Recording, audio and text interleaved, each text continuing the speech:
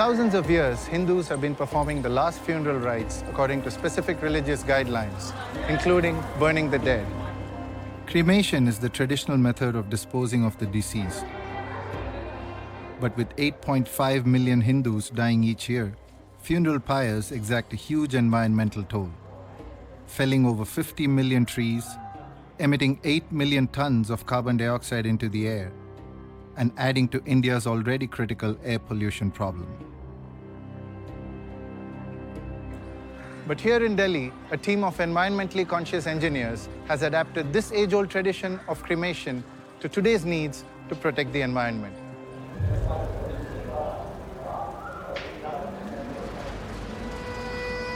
Nigambodh Crematorium is the oldest and most sacred of Delhi's 375 open-air cremation sites, or ghats. It's also the busiest, cremating about 70 bodies per day. It's sinking in now. Looking at all these burning bodies, I'm immediately reminded of my own grandmother's passing last year. Brings up a lot of raw emotions that go with the passing of a loved one. Death is a difficult time for families, and not particularly a moment when the environment is of primary concern. But an organization called Moksha is trying to change all that. You must be Anshul. Yeah, hi. Hi, Gokul. Anshul Garg is an executive officer at the NGO. So one cremation is about to start. They have just done Mukhagni, the initial lighting up of the pyre. And how long does it keep burning? It takes about minimum 5 to 6 hours. 5 to 6 hours. I can see your eyes are watering. Yeah, because of the pollution. And you can see it's totally dark smoke. Yeah, really dark smoke. So this is the actual pollutant. I see there is a little bit more activity now. See, now the chief mourner or the son, he will do the most important part of the cremation process. He will take this bamboo and he will hit the head of the dead person. That is called Kapal Kriya, to give salvation to the deceased person.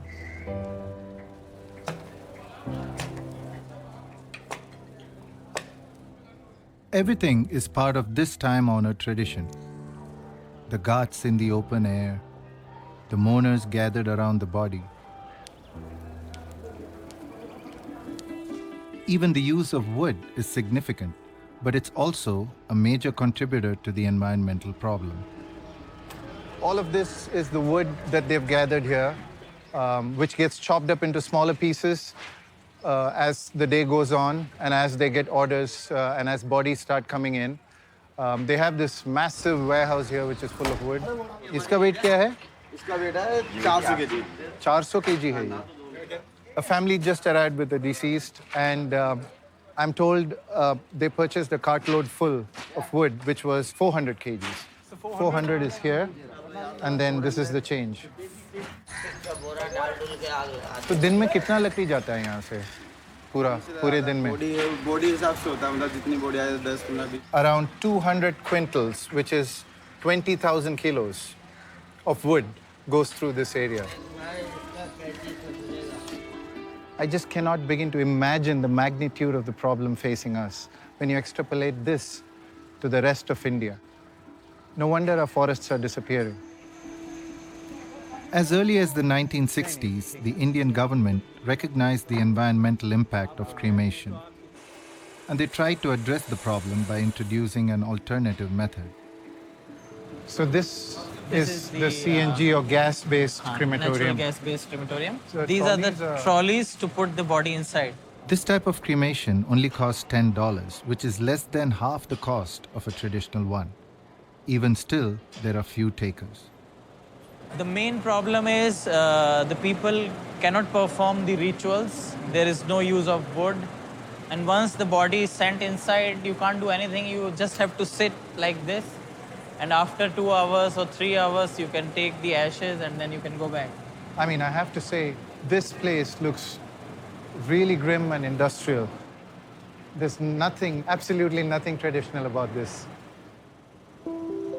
Even with the best government-subsidized intentions, gas and other forms of more environmentally friendly methods of cremation haven't caught on.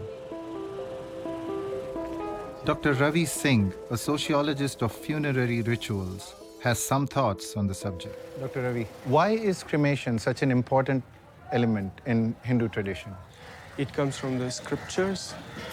One of the most important and central ways to sort of think of cremation is to begin to think about the dead person himself or herself participating in the ritual as a sacrifice. We've seen wood being used in the cremation at this site. Is that an important and integral part of cremation as well in the Hindu tradition? Yes, so wood generically is very significant. The pyre is an aesthetic that is seen with a certain degree of grace. So that would explain the reluctance that Hindus exhibit in trying and adopting alternative ways of cremating. I would think that it is part of a certain kind of orthopraxy that you do what you have been doing. And this is very difficult to shed in case of death rituals universally. Indians might be resistant to change when it comes to saying goodbye to loved ones.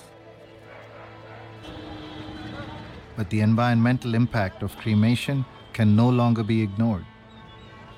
As India's population approaches a staggering 1.3 billion, more deaths and more cremations only spell further environmental problems for the living.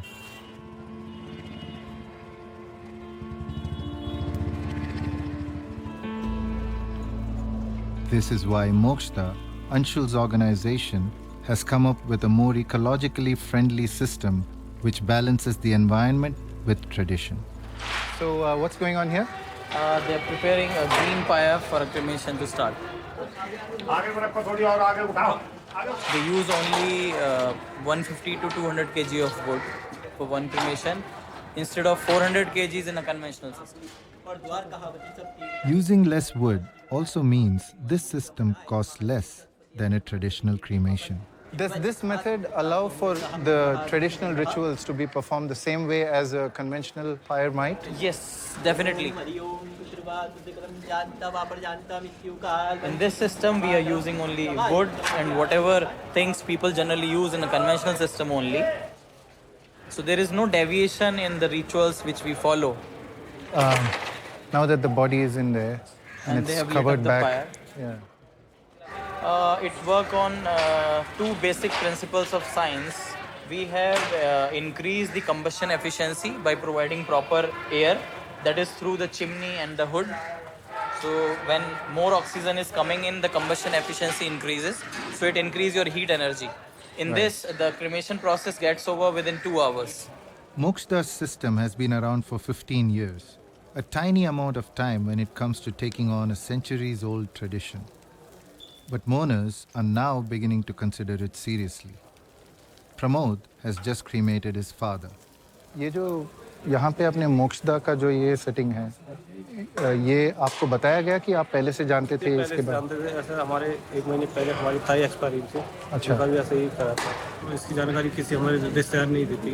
अच्छा, तो तुरंत आपको लगा कि ये क्यों ऐसा लगा कि वहाँ से ज़्यादा ये बेहतर है? एक तो इसमें लकड़ कम लगती है और अपना जो देह संस्कार भी सही तरीके से हो जाता है इसमें। Eco-cremation pyres currently host up to 7 cremations a day at this site. It's still much less than the traditional ones, but Anshul plans to open 60 more sites in 10 Indian cities.